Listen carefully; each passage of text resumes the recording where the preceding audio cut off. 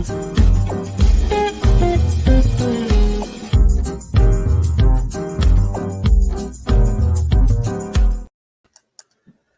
hello. How are you doing today? Welcome, one and all, to this wonderful Friday. Yes. Today is January 27th. It's 1 o'clock. And it's a whopping 50 degrees outside, and my fingers are frozen still. So let's get into it. I'm going to play one of my videos, and then I'll bring on my special guest today. Thank y'all so much for being here. Clicking the button. You know what? I have to remember to click this other button first. Put this button up there. There we go. I am learning. Click. Go.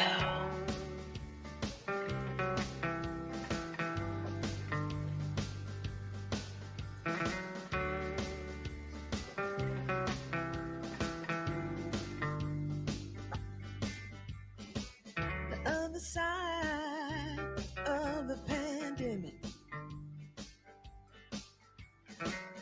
I have learned a few things.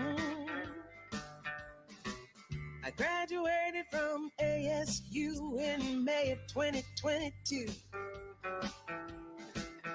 SPP Live is now an LLC. Oh.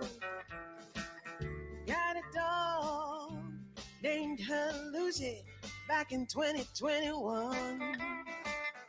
Now I'm rocking this acoustic sonic guitar. My new song. New song. New song. New song. Stand up, speak out. Time for change. Stand up, speak out. Time for change. Stand up, speak out. Time for change. Stand up, speak out. Stand up, speak out. Time for change. Stand up, speak out.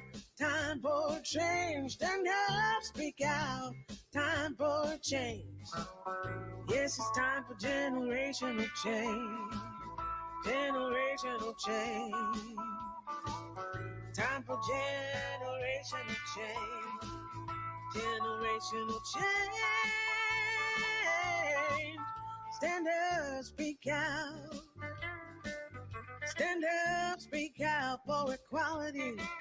Stand up, speak out for respect. Stand up, speak out with pride. Stand up, speak out. Stand up, speak out for something. Stand for something. Or you fall for everything. You gotta stand for something. Or fall for everything. Stand up, speak out. Time for change. Stand up, speak out. Time for change. Stand up, speak out. Time for change. Stand up, speak out. Time for change. Stand up, speak out.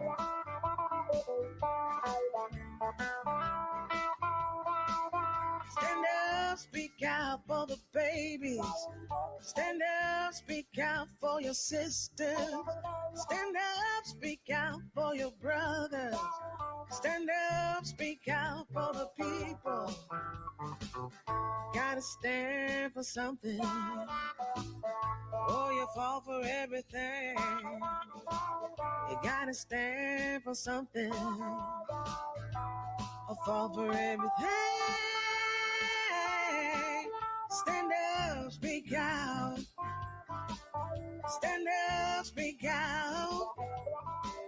Stand up, speak out. Stand up, speak out. You who are the source of all power, whose rays illuminate my heart and my heart.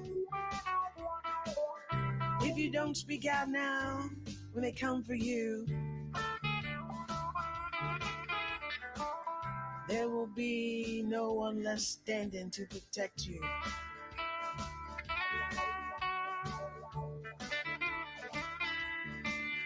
Stand up, speak out. Time for change. Stand up, speak out. Time for change. Stand up, speak out. Time for change. Stand up, speak out. Time for change.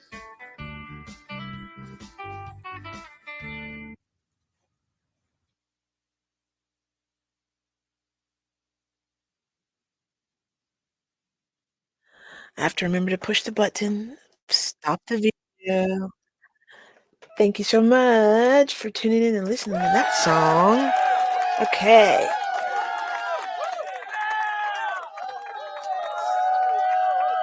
Oh, no, right. We did good.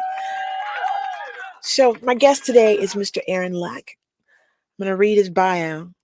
By performing, composing, recording, and teaching, Aaron seeks to share his unique take on music.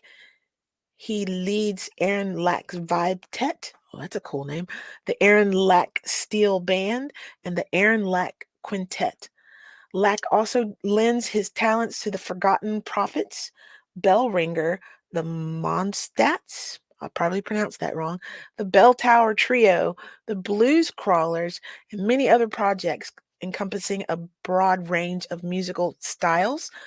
Lack has been the president of the Austin Federation of Musicians, Local 433 of the American Federation of Musicians of the United States and Canada since May of 2019. Here is the wonderful Mr. Aaron Lack. Let me bring him up onto the stage, y'all. Click, boom. Hey, brother. Hey, how you doing? I'm so glad you're here. Thank you for being here. Thank you for having me. I really appreciate it. You are playing with a few people, friend. Yeah. Well, I like to play music.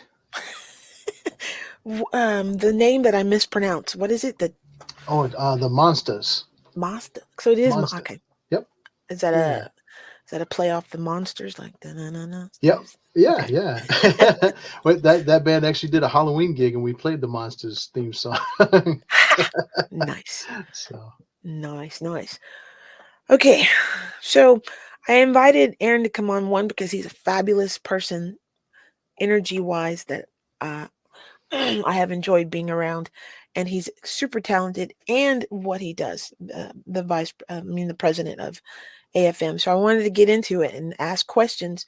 And if y'all have questions, please put them in the chat about what a union is for musicians, what it does, the who, the what, the where, the why of it for musicians. What's it for? Why? So first of all, let me put my banner. Click. There we yeah. go. Make the buttons. So can you do a small version of it, or let's ask different individual questions?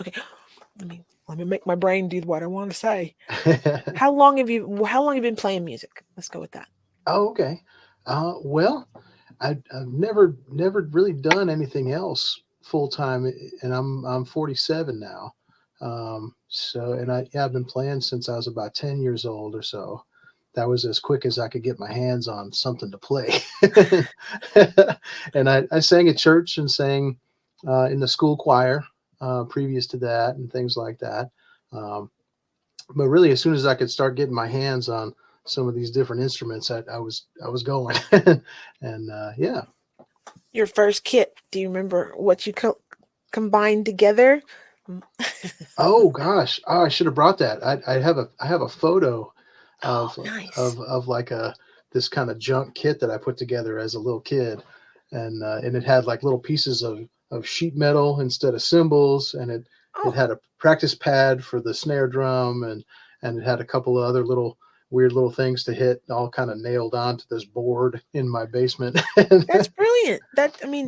We as creatives, we find a way. If we ain't got it, we make a way. That's it. That's That's it, man. brilliant. I always think of the jazz drummer Elvin Jones talked about how when he was a kid, all he had was a book and brushes to swish on the book, and that's how he learned to play drums. And That's and clever. yeah, That's real clever. That's fun. yeah, That's quiet. Won't get in trouble and still make the noise. yeah, As a yeah, drummer, anyway. absolutely, yeah, Not yeah. Dizzy. Dizzy Gillespie was the horn player. The drummer back in that pocket, all I can see is a white shirt, and he's just Oh, playing with his Max hands. Roach or Max Roach or Philly Joe Jones or Papa Joe Jones. All I know is I saw him hitting the drum kit with his hands, and I was like, "Doesn't that hurt? Yeah, Doesn't the rim around the drum kit hurt your hand?"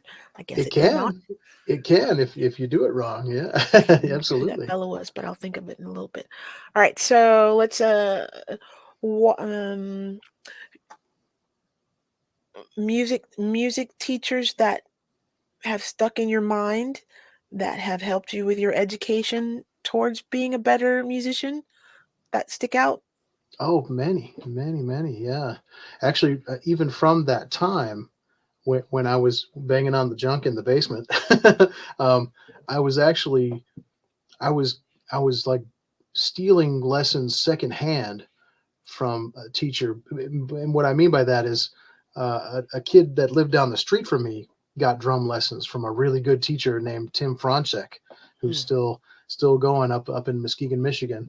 Um, and I used to go down the street and I would ask this kid, "What did you show me? What you learned at your lesson? Let me try to do it." and Yes. and then eventually I was able to study with that teacher because he was the teacher for my high school jazz combo Hmm. later on. So eventually I got to work with him one on one, but I was sort of doing these second hand lessons back because I didn't have the instrument. And I didn't, and so it didn't make any sense to go take lessons because I didn't have the instrument at home. So I would go to my friend's house and be like, "What'd you learn? Show me." But anyway, that guy's name was Tim Franchek, and he's an amazing drummer. That's just one of the teachers that I had. But yeah, Tim was kind of the first major teacher that I had, and he played with like the Woody Herman Jazz Orchestra and all kinds of people, and then moved back to Muskegon and still plays with all kinds of major people. But he lives there, so God bless him. Yeah. The uh, have you put out music as well already? Do you have recordings of your music Hmm. on the interwebs? And how many albums or projects have you played on or been on or put out? Yeah. Oh man. Well, my website has like kind of a selected discography of different things that I've been on, over the years. I mean, as far as like put out under my own name, I've been a member of a lot of bands that have put out records. So like a direct collaborator, and then I've also been on lots of records as a studio musician. Um, but there's only a couple of things that just say Aaron Lack on them, and those are available on well, mostly on my Bandcamp page, but you can hear them on the various streaming series services and things. Uh, Mostly my jazz quartet record that was called Lovely Night. It came out in 2018. I'm Um, searching for it right now while that's we're talking. available. Yeah, that's on all the different services. There's like a video game soundtrack that I composed. That's not What? on the streaming Back up, back services, up, but back but up. that's on Bandcamp. And Hold up. I didn't know that. yeah, Uh, that's okay. Yeah. that's fantastic. So you're into sync licensing for pro- projects and things? Oh, sure. Yeah. Truthfully, I haven't had a whole lot sync license, but yeah, all my stuff is set up for that. And, of course, that can be a good revenue stream for musicians, especially now that our income from selling physical products has diminished so much in the last decade or so. It Absolutely. has. It has. I just found your artwork on Spotify. That's Oh, There's cool. still people out there that like the tangible, that like the having a CD or having a record. There's still people out there, or else the products to play those version medias, haha, wouldn't be there. I'm Absolutely, yeah. learning words. And I mean, like we can really tell the difference. Like physical products like sound a lot better, Mm, and there are music fans and listeners out there that also can hear that difference. on an LP or a CD or something, and it really sounds a lot better. It's really a pleasure to listen to music that way. So yeah, I still got a bunch of them in my house too. So I think vinyl. Well, I know for a fact vinyl is ridiculously priced right now to get product made, because I just did a project myself. So those people that buy this product, thank you so much. Yes. Thank you so much. Very, very needed in this world. Yeah, it is. It is tough to go through that process to get vinyl made as an independent artist, but it's yeah, 7 to 12 weeks for the turnaround time. and that's on the quick end. Yeah. Does it? So okay. Let's stop this and show this. See if it'll show right. Is that gonna show right? What's that? That's an ugly way to see that. Well, that's Aaron's work on Spotify. But if you just Okay. put his name in there in Spotify, then that's better, because that did Yeah. not look pretty.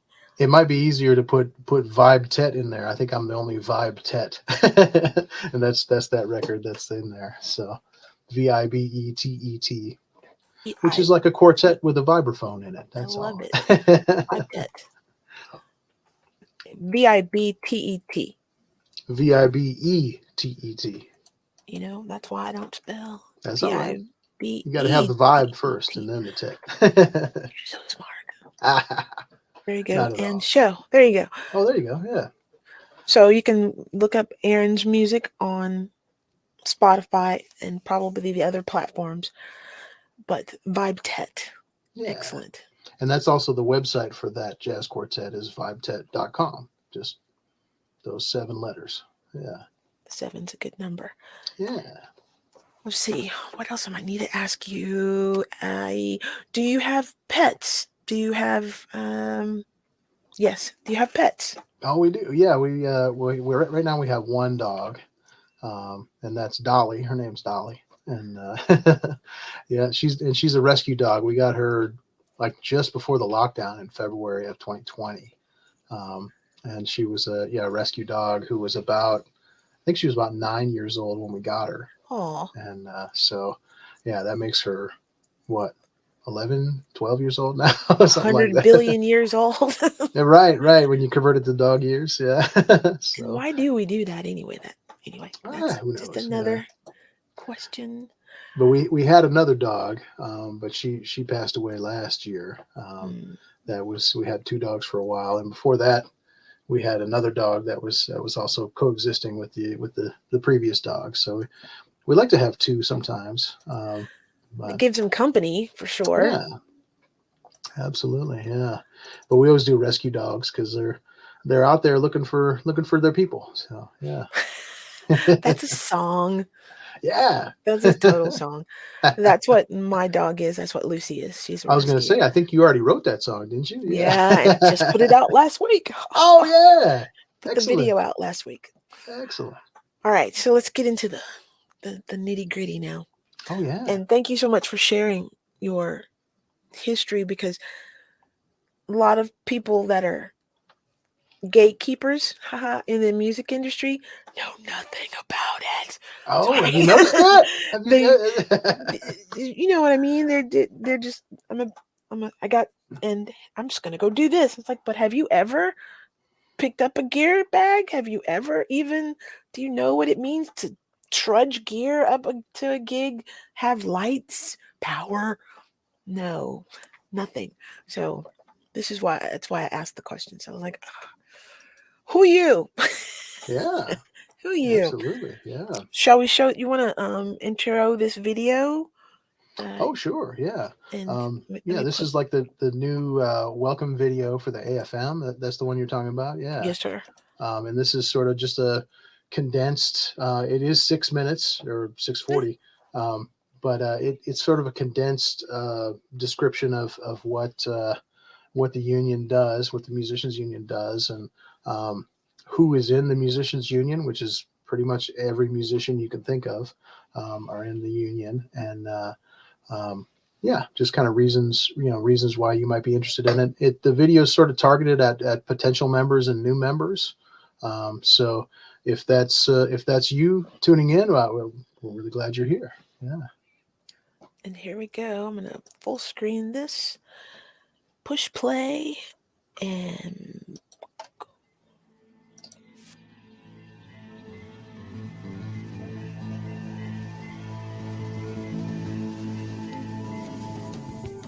Welcome to the American Federation of Musicians of the United States and Canada.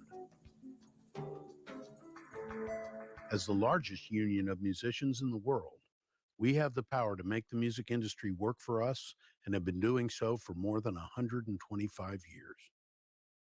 AFM members perform in orchestras, backup bands, festivals, clubs, and musical theater. We also record music for films, TV, commercials, albums, video games, streaming, and more. Why do musicians need a union? In an increasingly complex industry, musicians' ability to make a living is threatened as never before. Corporate profits continue growing, while technological advances transform our work and how we are compensated. Many of us standing together are more powerful than any of us standing alone. By joining together, musicians have won good wages, benefits, and a voice in their workplaces.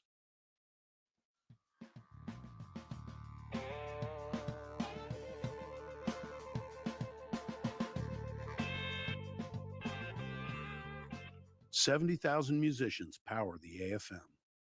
These musicians belong to one of our 175 locals throughout the United States and Canada.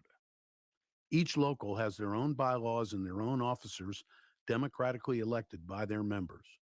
Local union musicians negotiate with employers to achieve strong union contracts in their communities. We are also affiliated with the AFL-CIO and the Canadian Labour Congress. Through those relationships, we are united with over 12 million working people across a whole spectrum of industries, from actors to teachers, nurses, building trades, and many more. We are one! We are one! We are one! What is a union contract? Union contracts are legally enforceable documents that are much stronger than individual contracts or personal service agreements. Musicians work together to negotiate and enforce contracts that set industry standard pay, guarantee benefits, provide job security, and protect your rights to your recorded work. The AFM has local contracts with symphony orchestras, theme parks, hotels, theaters, and more. There are also contracts for freelance musicians, as well as national agreements for touring musicians. Additional agreements cover sound recordings and electronic media, including music for TV, film, video games, and jingles. These contracts maintain standards of employment and create residual revenue streams for musicians. Under AFM contracts, musicians have rights when recordings are made of their performances. Musicians working under AFM recording contracts are paid again when their work is used outside of its original use. For example, music originally recorded for an album is later used on a TV show, or a live symphonic performance is aired on PBS. Because union musicians joined together to fight for their rights, musicians are now fairly paid for their live performances and their recorded work. Also, residuals have been negotiated in a number of our media contracts that provide additional payments for streaming and secondary market uses. Both the Federation and our local chapters provide support and resources to help our members navigate the business side of the music industry. The AFM has an international booking agency, offers musical instrument and liability insurance, and the New York and Toronto offices have dedicated departments to assist members in obtaining proper visas to ensure trouble-free cross-border touring. We also provide a wide range of benefits and services provided through our relationship with the AFL-CIO. This includes discounts on phone service and other services that provide added value to your AFM membership. AFM locals also offer a range of benefits, including booking and referral services, rehearsal facilities, workshops, and networking events. We advocate in Washington, D.C., Ottawa, and at the state, province, and local level.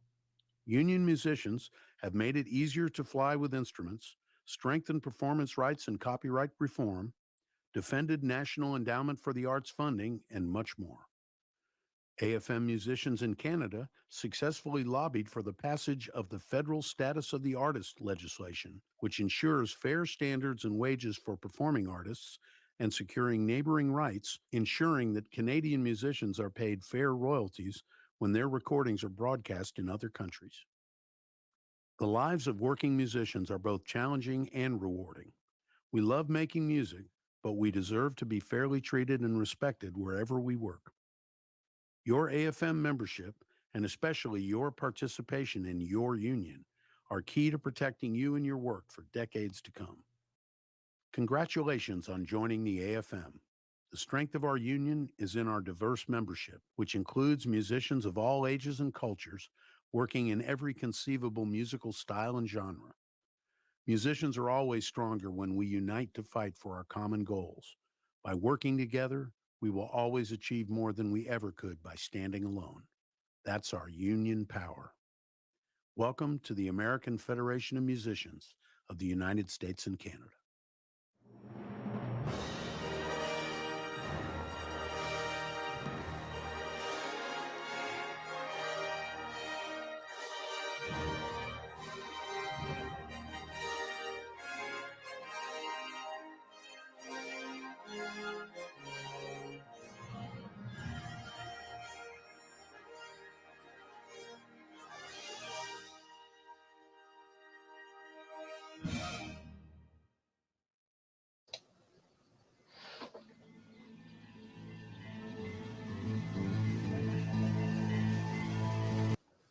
All right.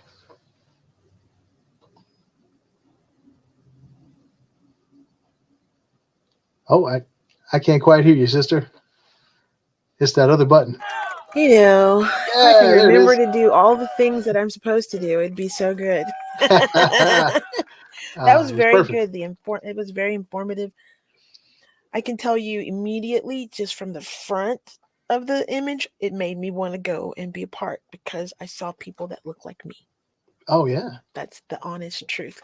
And then Mhm. I saw Chuck Rainey in there. Wow, What? yeah, you see him in there? I Yep. did.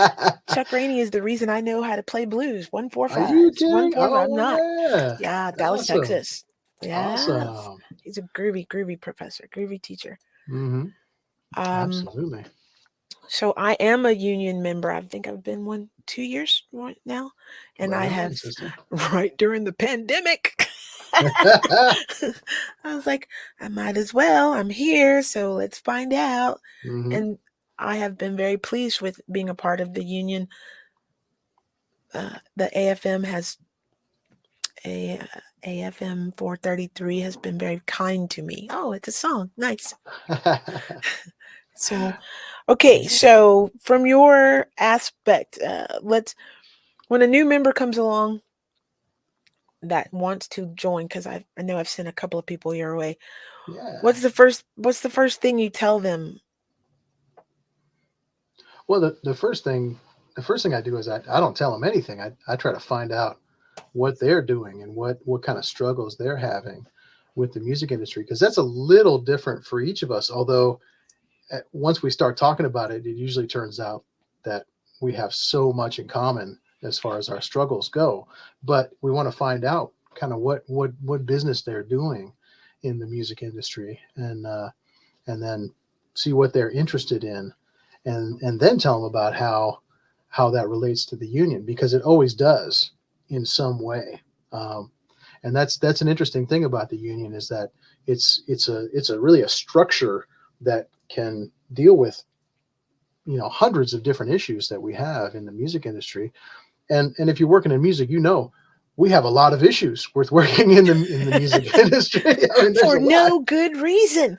Well, sometimes, yeah, absolutely, yeah. So there are a lot of different things. Yeah, I always start with listening and asking, what's going on? What are you thinking about? What kind of work are you doing in the business? And then yeah, let's talk about it. This is why I like him, y'all. He's very, very, very good at what he's talking about. Oh, hey.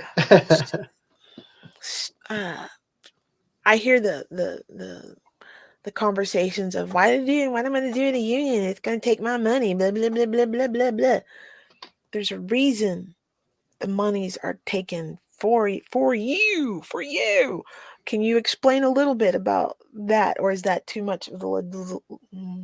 No, that's not too much at all. Okay. Yeah, that's one of the things I love about that video is that you and I are already union members, but that video gives us tons of things to talk about right away. Mm-hmm. And yeah, the dues are a big thing. No, I mean the first thing is that the dues aren't taken. We give our dues to the union. It's our privilege to do so, and that just that fact in some countries in the world is actually still illegal. It's illegal to pay your dues to a union to build worker power in some countries still. So thank goodness it's still legal here in Right. the United States. But the reason that's important is that it's our money, it's our earnings that we're choosing to put into this organization to build worker power, and that counts for our organization, of course, right? That's what supports this structure for the musicians union.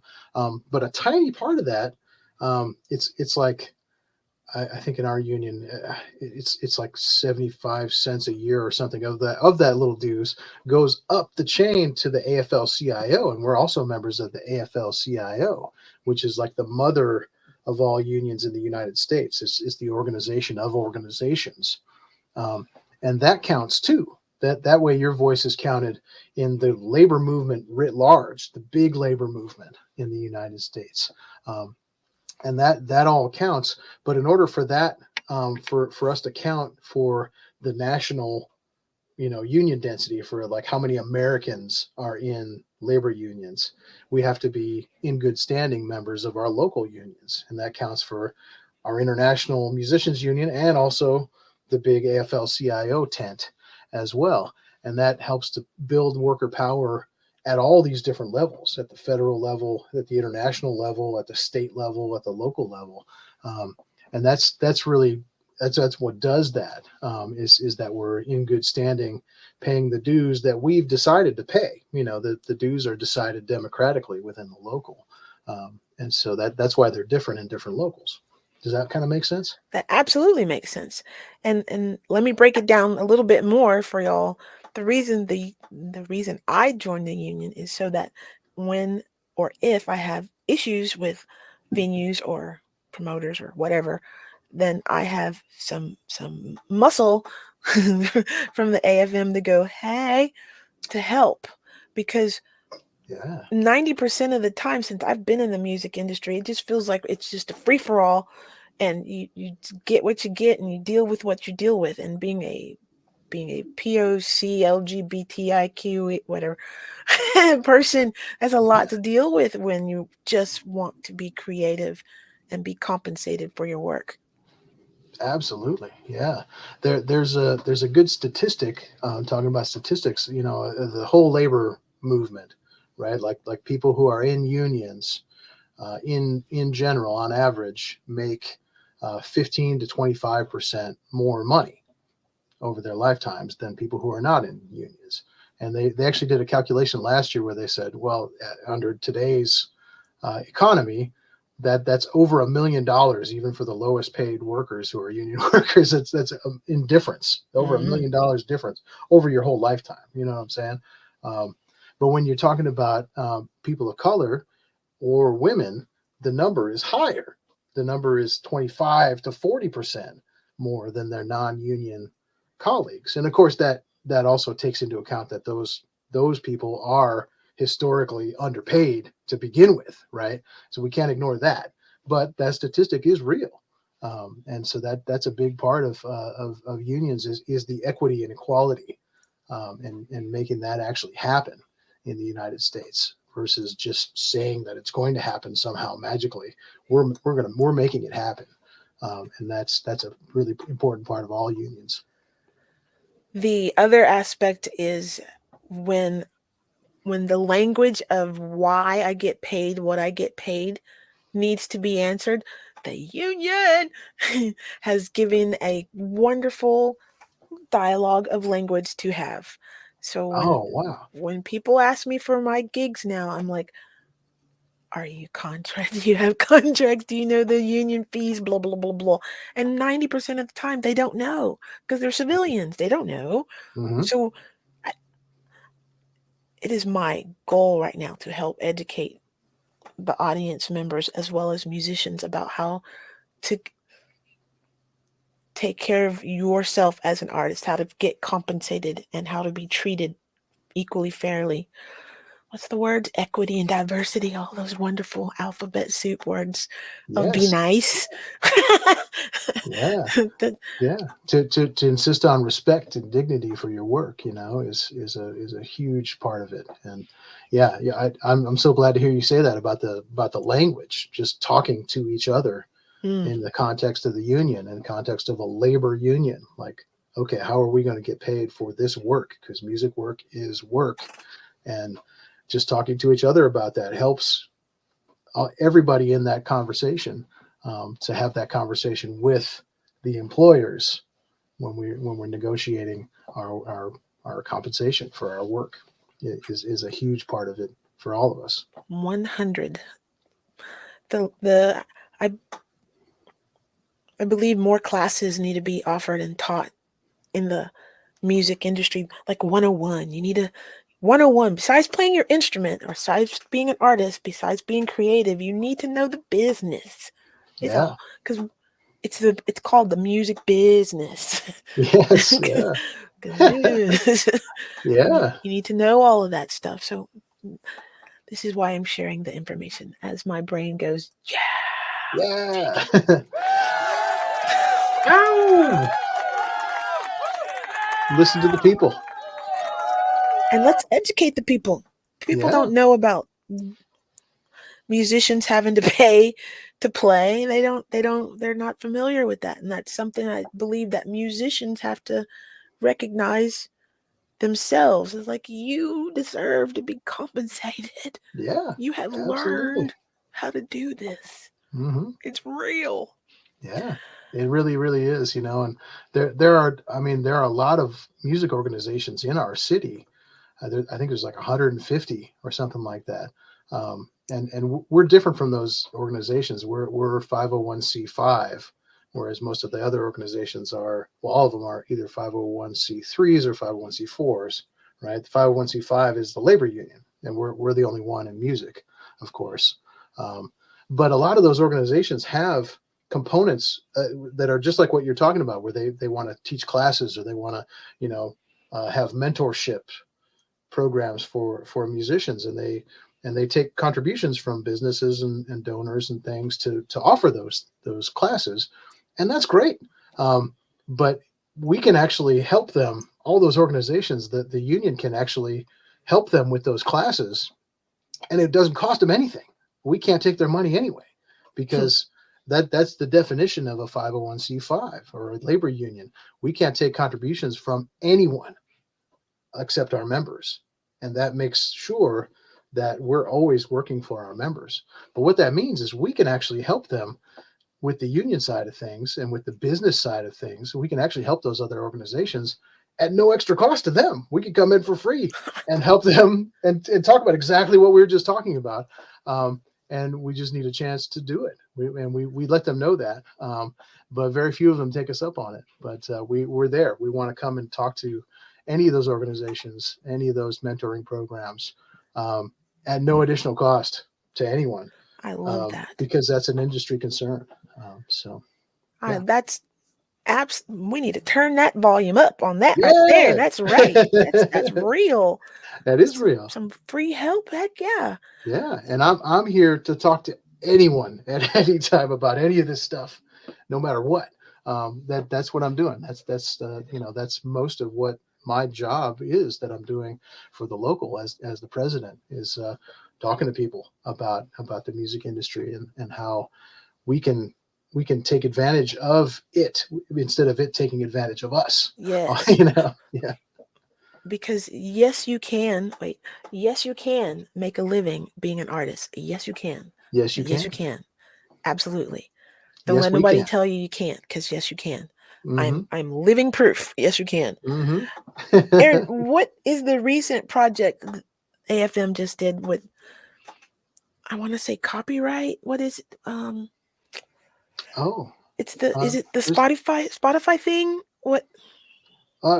yes to all of that. It's all of Okay, go those ahead. things. Yeah. Well, there's different projects that you might be talking about. The radio thing. Is that the American Music Fairness Act? Yes, Um, let's do that. Do that one. okay. Yeah, that's a thing that's come back really in recent years, and it has to do with the radio industry in the United States, which is gigantic. Um, and of course, the music industry in the United States is gigantic. I mean, it's the envy of the world, literally. That's not just American exceptionalism. Like everyone in the world will agree with you on that. Everyone loves American music. Um, but we have this radio industry in the United States. I'm talking about terrestrial broadcast radio that most of us get in our car a lot of times. Maybe you have a radio in your house. It's still really the easiest way to listen to music, right? Because you don't have to make any decisions. Really, you turn the Just dial, turn it on. Yeah. yeah, and you pick a station that you like, but then they pick all the music and they pay for all the music with advertising. You know, um, but what has happened in the United States is we've never had a system where a performance royalty was paid based on that radio broadcast. Meaning, so if I played on a recording and it's played on the radio and revenue is generated from it on the radio, I'm not paid for my performance. Um, the people that wrote the song, which are sometimes the same people, they get a royalty through ASCAP and BMI for their composition or their song, for the songwriting on it. But the rest of the people that played on it that maybe didn't write the song don't get anything right now in the United States. But every other developed nation in the world pays something to everyone who actually performed, who worked on the record, as well as the people who composed the song, because those aren't always the same people. Sometimes you record a cover song, right, that you didn't write, right? And in that case, when it's played on the radio, you wouldn't get anything in the United States, but you get it in other countries.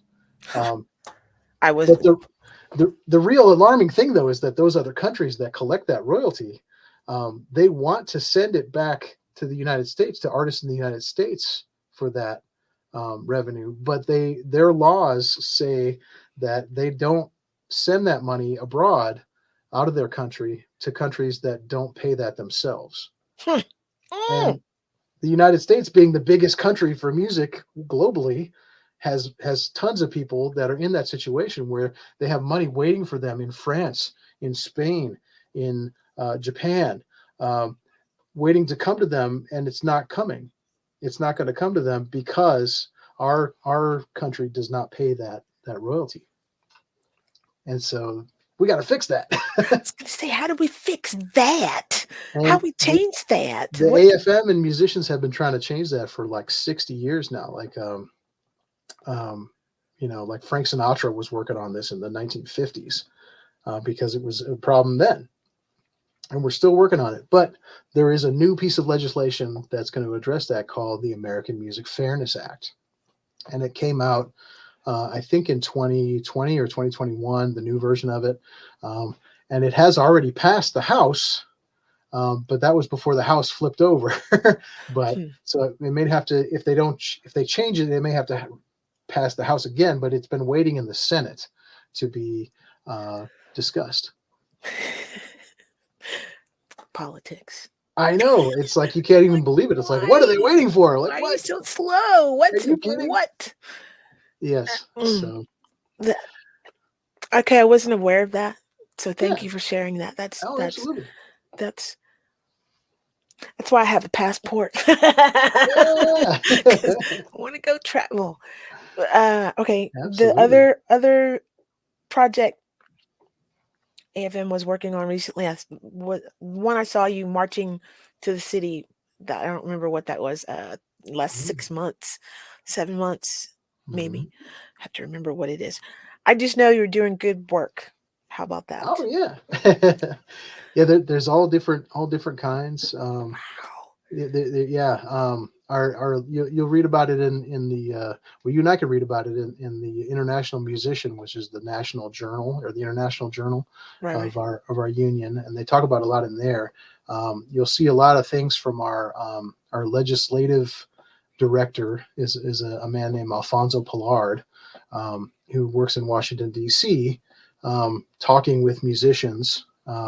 And talking with politicians as well on these legislative issues. Another big one is the Performing Artists Tax Parity Act, Ooh, or PATPA. You get a pat. nice. But that's an effort to correct some of the tax write-offs that we lost under the previous presidential administration.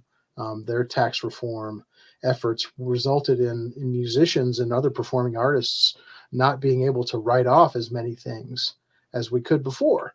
And it's resulting in us paying more taxes that we don't actually owe, because those are real write-offs. Those write-offs are all real expenses for us. And so that needs to get corrected. And that's called the Performing Artists Tax Parity Act, which is really an update of a similar act that happened in the Reagan era in the 1980s. Because remember, Reagan was an actor. Yeah. Ronald yeah. Reagan was an actor, so he understood a lot of this stuff about performing artists, which is one of the good things about his presidency.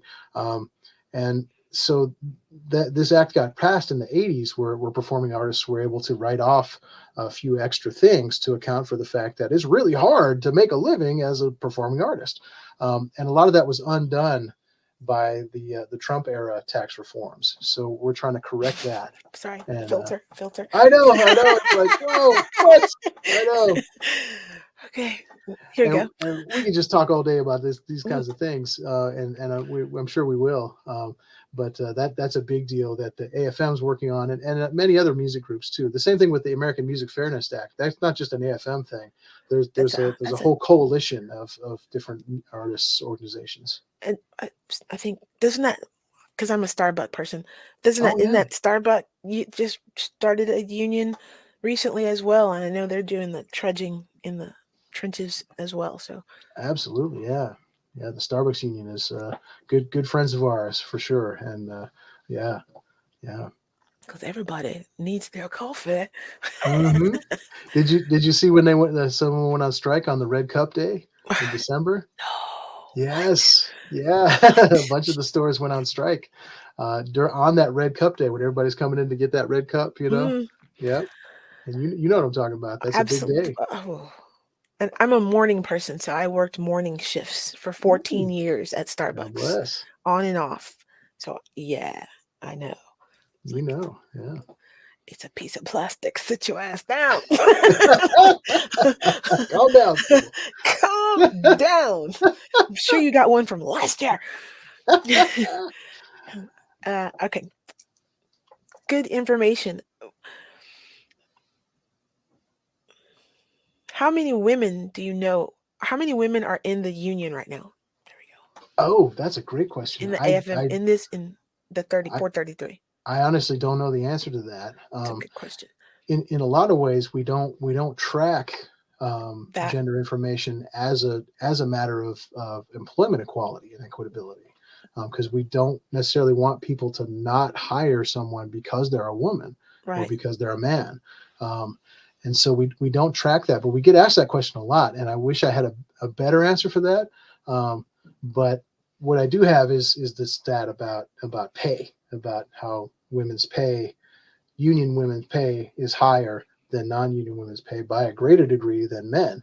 And that is, because they're already underpaid, right? But that we are addressing that for sure.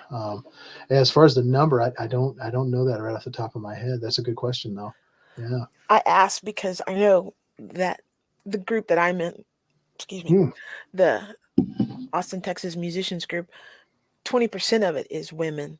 Right And on. I know that the music industry itself is 20% and less are women. So it's always good for me to see that companies are presenting Words are my friend. That women are being seen and heard. There we go. That's what I want to say. Yes. Oh, absolutely. And that has been something, since I became the president of the local, that I've been really interested in addressing, in that, in the local union as well. It has kind of been perceived in previous decades, as somewhat of a boys' club, and that's not cool. We need our women. We need them to be represented in our union, because you know they have the same problems that we do, but sometimes to an even greater degree. Oh yeah. And this is good. Um, to have that inclusion is absolutely crucial for addressing these problems.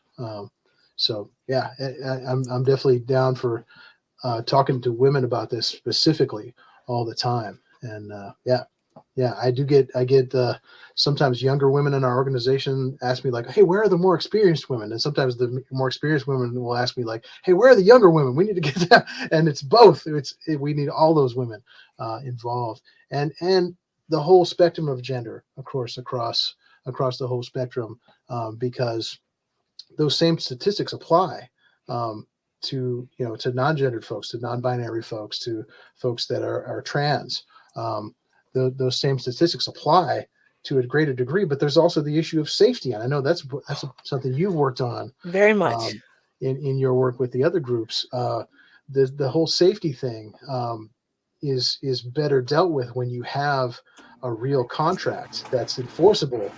You need that employer to be responsible for your safety as well, because they are responsible for providing a safe workspace, no matter who that worker is. I think a lot of forget that part. They forget that when they see an artist, that not all of them have a whole slew of people with them or support for safety wise. And that's why what Aaron's referring to is the Gig Buddy program that I have helped get started here in Austin. That's a safety cartage and escort service that we're offering. 99% of the time, if you see a musician with gear, they need help. And they have, if you ask them, do you want some help? The answer is already yes, but we're going to say no because it's our gear. But I Yes, promise you, they want help. yeah, So they you just got do. to find another way to ask. Don't say, do you? Well, yeah, yeah. Let me. Yeah, but Let they me. they need and they also need a person they could trust to help with that stuff Yep. too. They can't have somebody dropping their stuff Oh either. my That's gosh, a no. huge concern. And Or driving crazy, or yeah. venues that have no place for you to go and put your stuff safely. Oh, W- yes. just And then they'll complain when you do put it somewhere, but there's nowhere else to put it. it's like you invited us into your house. I have Yeah, stuff. I have stuff. yeah. That's the way I look at it when I go to a venue. I'm like, you invited me to your house. Yes, What do yeah. you? Where am I supposed to be? What Yes, can and I that's do? that's exactly the kind of relationship that we have to establish with our employers. Like they're employing us to come in and make this performance that no one else can make. It's not the other way around. We're not asking them to come and do the performance. They're asking us. Hmm. They're the employer. They're employing us to come and do our work in this workplace, and that's the relationship that needs to be established, not the opposite, because that just causes problems for everyone. It causes problems for the venue too. When they're like, "Oh, we're just giving you a space to do whatever you want." Like, no, man, No, you're not. that is not going to end well for you. Like, this is You will not like not locker have room. gear for long, I promise. Your Yes, stuff gonna be yeah. broke. Well, and that's going to result in performances that don't bring people into the venue, which is what they want. It's going to result in performances that drive people out of the venue, Yeah, which is not what they want. no. And I'm very grateful for you coming on to the show and having dialogue like this because I believe this is helping to educate the community all around for music, Absolutely. Well, it's just my pleasure to be here with you, for Sonia. I the really music industry. You appreciate it. are super talented, brother, and an easy, not easy, you're a genuine person to have a conversation with. So I highly recommend the union, y'all. Go, if it's for you, it's for you. If it ain't, it ain't. But you need to go learn. You need to go find out what it is. Just don't blow it off Yeah. because it's something you haven't heard of. And they have people of diversity in there. It's good. It's some Absolutely. diversity is in there, I promise. Absolutely. Yes. Yeah. I What seen it it. is, like, if you're working in music, if you're working on music, and you know what I'm talking about, we're working Yeah, on this music, trying to make it happen, trying to make it happen for us and the world.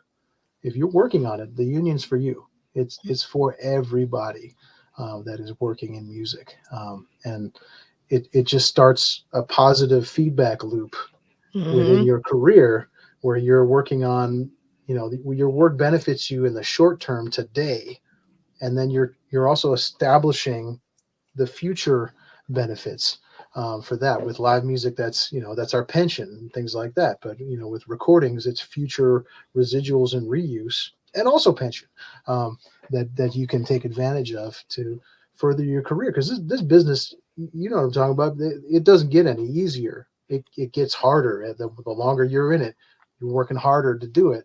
You get better at it, but it gets harder as we get older. And so you gotta think of that future benefit too. And that's for absolutely. every one of us, everyone. Every God bless us, everyone. Thank you, Tiny Tim. But that's real. It's real talk. You Hmm. you, you just don't want to willy nilly keep doing your career. You want to have some direction, some goal, and people that support you. And I believe the union and as is the AFM union is definitely doing that. Okay, what else do we want to talk about? Okay, we got like 3 minutes. What do you want to Oh my plug? Do God. you have a There's a only show? 3 minutes. There's only I three know it minutes. went Oh my blink. gosh. That means it's a good conversation, so that's good. That's right. Yes, Do you want to absolutely. plug Time flies. your shows that are coming up, or Well, I mean, I could plug. I definitely would like to events, or plug some events. That the union's doing. We're bringing back our streaming series on Sunday evenings, and that's starting up this coming Sunday. That's going to be. It's only on Facebook, and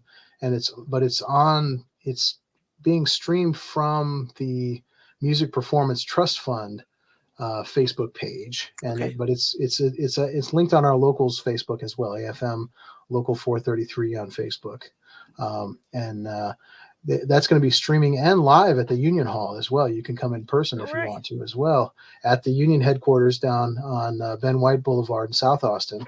And the concert this Sunday. This Sunday is the first one of the new series, and it's going to be at 7 p.m. It's featuring a union member who is a woman named named Amanda Kitchens, all right on. who's a beautiful accordionist. Oh, Plays amazing music on the accordion.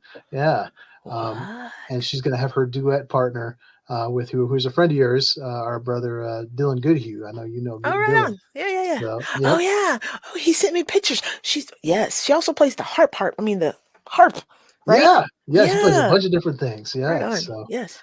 yeah, that's starting this weekend. It's not gonna be every Sunday because we can't get the room every Sunday, but it's gonna be Sundays through the end of April.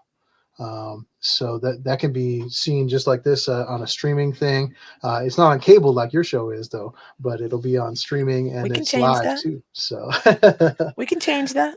maybe we can. Yeah. So, but those are funded by the Music Performance Trust Fund, Right on. which is another thing we didn't even have time to talk about. That's a fund that the result of a landmark collective bargaining agreement back in the 40s that our union won with the record labels, and it basically was based on the fact that recorded music is was at that time is now continued to erode our ability to make money as live musicians. Right, the existence of a recording, right, is makes it harder for us to make money as live musicians. Right, so what that does is tiny residuals from giant hit recordings go into this thing called the Music Performance Trust Fund that funds live music performances across the United States and Canada. And that is a way to sort of redress that damage that was done to live music work by recorded music work. And it's all money that comes from the record labels, which is great. And That's brilliant. we use that in different ways. And that historically in Austin, that has started things that, concert series in Austin over the years. Because remember, the AFM's been in Austin for 115 years now. We heard on the video, the international organization is 125 years old, but we've been in Austin here and since 115 since 1907. So things that those concerts that were funded by that fund turned into things like Blues on the Green and the Zilker Hillside Theater and the ACL Music Festival. Those originally started not those series, but series in those places, concert series in those locations were originally funded by the Music Performance Trust Fund and blossomed into these giant international things that we have in Austin now. And that is great. A sound bite you should be popping off regularly. That is a great sound bite. I'm gonna, and we're doing that in other communities now, and you've been a part of that, I know. Yes. I was hoping we could do this. I think I was telling you earlier, I was hoping to do this from the union office, where we still got the Sonia Javette poster from last Juneteenth up. So yeah, nice. But we had too many people in the office today. There's all kinds of business was happening in the office. We had Jonathan Rouse from the Austin Symphony was processing some of the symphony pension contributions, and we had our new secretary treasurer Blair Robbins was processing new use and reuse checks for recorded music, and our brother Russell Shores was in there processing traveling musician contracts, and there was just too much chaos happening in there with all that work, so I had to run home to take this interview. Work. Yes, exactly. Work. So, ladies and gentlemen, this has been Mr. Aaron Lack. He is a wonderful, wonderful person to get to know, y'all. Check him out on all the levels. Definitely for the union. Aaron, thank you so much for being here. I really appreciate you helping give some understanding about what a union is for musicians. Oh, absolutely. Thank you so much for having me on your wonderful show, sister. And it's really an honor for me to be here with you. And thank you for having me. Right on. I'm going to bring you off. Plink. Thank y'all. See y'all next week. My name's Sonia Javette. My next show, check out my website and you'll find out what's coming up. Looking forward to the